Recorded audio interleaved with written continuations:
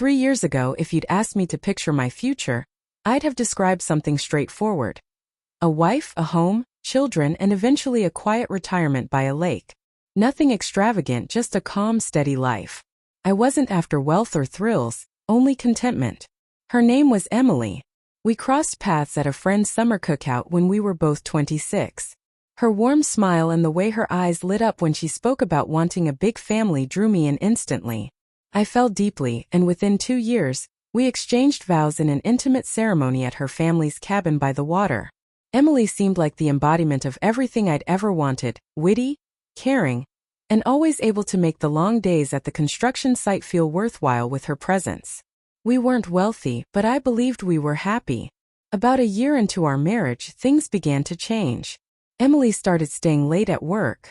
At first, it seemed reasonable. She'd been promoted to supervisor at the advertising agency where she worked. But soon, our planned evenings together were canceled.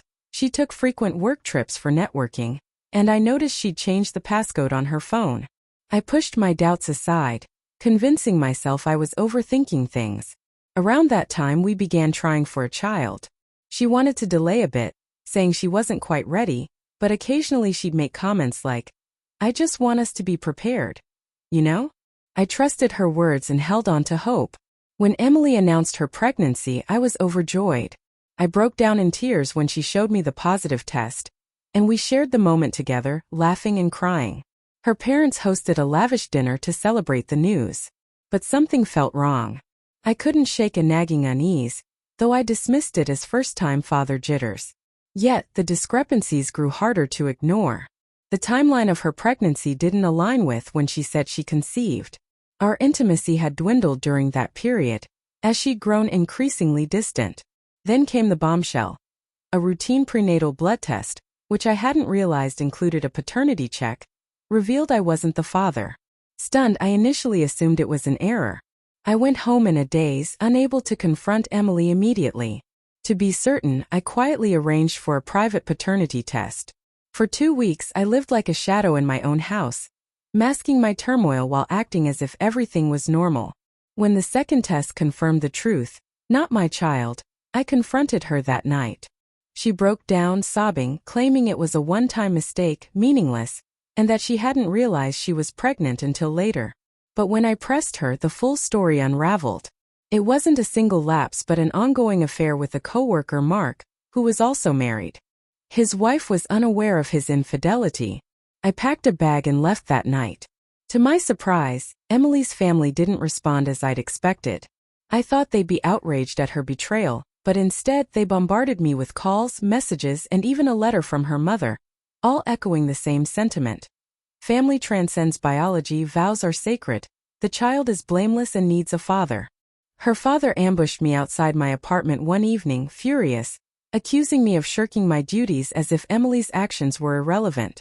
Meanwhile, Emily began a relentless campaign, sending me ultrasound images and photos of the nursery we'd once planned together. She even told mutual friends I was heartless for blaming an innocent baby. The guilt weighed on me at times, not because I believed them, but because I'd once envisioned myself as a devoted husband and father. But that dream was built on a lie. When the baby was born, I stayed away, despite a tearful call from Emily's mother in the middle of the night, pleading that Emily needed me. I couldn't bring myself to go. A couple of weeks later, Emily's close friend Lauren contacted me, insisting we meet. Exhausted by the drama but curious, I agreed. At a coffee shop, Lauren hesitated before revealing the truth. Emily had known the baby wasn't mine before she even shared the pregnancy news. She'd planned to deceive me. Mark, the affair partner, had refused to leave his wife, and Emily, terrified of single motherhood and small-town judgment, decided to pass the child off as mine. Lauren showed me text messages where Emily laid out her scheme. "I can make him believe it's his. He's so thrilled he won't suspect a thing.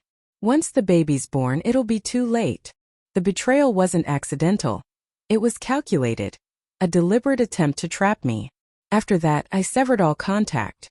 I changed my phone number, blocked her family, and had my lawyer send a formal letter stating I would assume no legal responsibility for the child. No birth certificate signature, no paternity claim. Emily resisted at first, trying to guilt me and threatening to publicly shame me as a deadbeat. I was past caring about others' opinions. I refused to live tethered to a reminder of her betrayal. Now, a year later, I've relocated to a new town 3 hours away, started therapy, and begun rebuilding my life. Therapy helped me see that walking away wasn't cowardice, it was courage. Emily still shares photos online, portraying herself as the ideal mother, and some mutual friends try to update me, but I don't engage. I don't wish harm on the child. I hope he has a good life, but he's not my responsibility. For the first time in years, I feel unburdened. The anger took months to fade. At first, it consumed me not just toward Emily but toward myself. How had I been so blind? I'd lie awake, dissecting every moment of our relationship, every affectionate word, wondering what was genuine. In retrospect, the signs were glaring. Her secretive phone habits, the work trips, where she returned smelling of unfamiliar cologne, the emotional distance, the petty arguments she'd start to push me away. I wasn't delusional. I'd just chosen to ignore the truth. 6 months after the divorce was finalized, I ran into Emily's father at a supermarket. He was visibly intoxicated and cornered me in the aisle, shouting that I'd abandoned my son, calling me spineless for leaving Emily to raise the child alone. I said nothing, feeling only a hollow pity. It dawned on me that her family didn't care about the truth. They cared about maintaining their perfect image, even if it meant burying lies. Their loyalty wasn't to me or to love, it was to control. But surviving betrayal forges resilience. I've built a new life, found friends who don't know Emily, and enrolled part-time in school to earn a degree in construction management. I got a promotion and started designing my own home, a dream I'd set aside while chasing a future with someone who was never truly committed. The pain has dulled, the nightmares have stopped. 3 months ago, almost a year after the divorce, I received an anonymous handwritten letter. It was from Mark's wife. The truth had surfaced. Mark's infidelity, not just with Emily but with others, had unraveled his marriage. His wife discovered everything, filed for divorce, and took half his assets.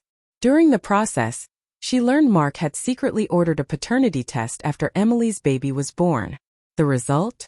Mark wasn't the father either. The child I'd been pressured to raise, the child Emily claimed was Mark's, belonged to someone else entirely. Emily herself didn't know who the father was. She'd been unfaithful to that extent. Her entire narrative, her manipulation, her attempts to vilify me, was a house of cards built on layered deceit. Reading that letter, I laughed, not out of spite but from relief. I realized none of it was truly about me. Emily wasn't grieving our love or our life together. She was grieving the control she'd lost, the security she thought she could extort through lies. I was finally free. When people ask if I'd marry again, I'm candid. Maybe if I meet the right person, but I'm not searching for it. I'm done chasing an idealized version of life or sacrificing my peace to mend someone else's broken vows. If that makes me the villain in someone else's tale, so be it. At least I'm the hero of my own.